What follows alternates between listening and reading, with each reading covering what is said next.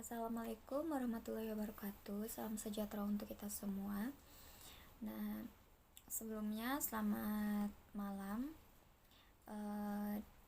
Baik, di sini saya akan memaparkan materi saya, yakni tentang kajian semantik. Nah, dari materi saya ini saya akan menjelaskan ada 4 poin. Nah, yang pertama ada sejarah semantik, kemudian yang kedua unsur-unsur semantik, dan yang ketiga jenis-jenis semantik, dan yang keempat yaitu relasi makna. Nah, kita mulai dari sejarah semantik. Nah, sebenarnya istilah semantik ini sudah ada sejak abad ke-17. Nah, kemudian semantik ini baru dinyatakan sebagai ilmu makna yaitu pada tahun 1890-an. Nah, kemudian istilah semantik ini mulai populer pada tahun 50-an yang diperkenalkan oleh sarjana Prancis yang bernama Emble pada tahun 1883. Kemudian 3 kata semantik berasal dari bahasa Yunani sema yang artinya tanda atau lambang. Nah, kemudian semantik ini lebih dikenal sebagai bagian dari struktur ilmu kebahasaan atau linguistik yang membicarakan tentang sebuah makna, sebuah ungkapan atau kata dalam sebuah bahasa. Nah, kemudian selanjutnya saya akan menjelaskan apa-apa saja unsur-unsur dari semantik itu sendiri. Kemudian apa saja unsur-unsurnya? Jadi penggolongan tanda dapat dilakukan dengan cara yang pertama, tanda yang ditimbulkan oleh alam, kemudian yang kedua tanda yang ditimbulkan oleh binatang, dan yang ketiga adalah tanda yang ditimbulkan oleh manusia itu sendiri. Kemudian setiap kata atau lambang pastinya memiliki konsep, dan konsep itu sendiri dapat diketahui melalui keberadaannya sendiri atau melalui hubungannya dengan satuan kata lain. Nah, kemudian kita masuk ke jenis-jenis semantik. Nah, berbagai nama jenis makna telah dikemukakan oleh berbagai buku linguistik atau semantik. Nah, diantaranya satu, semantik leksikal, kemudian yang kedua semantik referensial, kemudian yang ketiga semantik denotatif, dan yang keempat semantik konseptual. Kemudian yang keenam ada semantik idiom. Kemudian kita masuk ke relasi makna yang terakhir. Di sini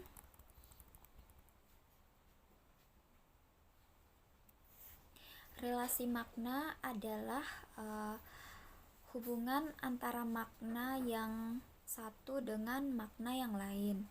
Nah, prinsip ini dapat menimbulkan adanya relasi makna yang disebut sinonim.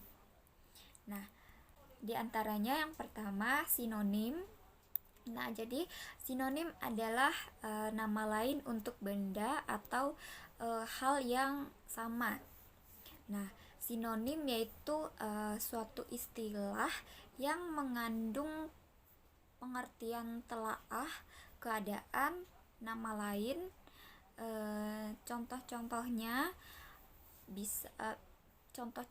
misal pintar, pandai, cerdik, cerdas. Nah, kemudian sinonim tidak mutlak memiliki arti yang sama, tetapi mendekati sama atau mirip, tetapi dia tidak memiliki arti yang sama. Nah, Kemudian yang kedua ada prinsip komplementasi. Prinsip ini yaitu yang menjelaskan bahwa makna kata yang satu berlawanan dengan makna kata yang lain. Nah, kemudian prinsip ini dapat menimbulkan adanya relasi makna yang disebut antonim. Nah, di mana antonim adalah nama lain untuk benda lain, di mana antonim adalah nama lain atau kebalikannya. Misalnya oposisi, perlawanan kata yang merupakan perasaan atau kembaran yang mencakup dua anggota, seperti itu. Nah, contohnya laki-laki, perempuan. Nah, itu adalah contohnya. Kemudian yang ketiga adalah prinsip overlapping, yaitu prinsip ini menjelaskan bahwa satu kata memiliki makna yang berbeda. Nah, atau kata-kata yang bunyinya sama tetapi mengandung makna yang berbeda. Nah, contohnya prinsip ini dapat menimbulkan adanya relasi makna yang disebut homonim. Nah, di mana homonim adalah kata-kata yang sama bunyi dan bentuknya tetapi mengandung makna dan pengertian yang juga berbeda, seperti itu. Contohnya bisa, sanggup, dapat, itu adalah salah satu contoh kata dari homonim. Yang keempat adalah polisemi. Nah, apa itu polisemi? Jadi polisemi adalah suatu kata yang memiliki makna yang berbeda atau kata yang memiliki makna yang berbeda-beda tetapi masih dalam satu kata atau satu arti, seperti itu. Kemudian yang keempat ada polisemi. Nah, apa itu polisemi? Jadi polisemi adalah relasi makna satu kata yang memiliki makna lebih dari satu atau kata yang memiliki makna yang berbeda-beda tetapi masih dalam satu arti. Contohnya kepala.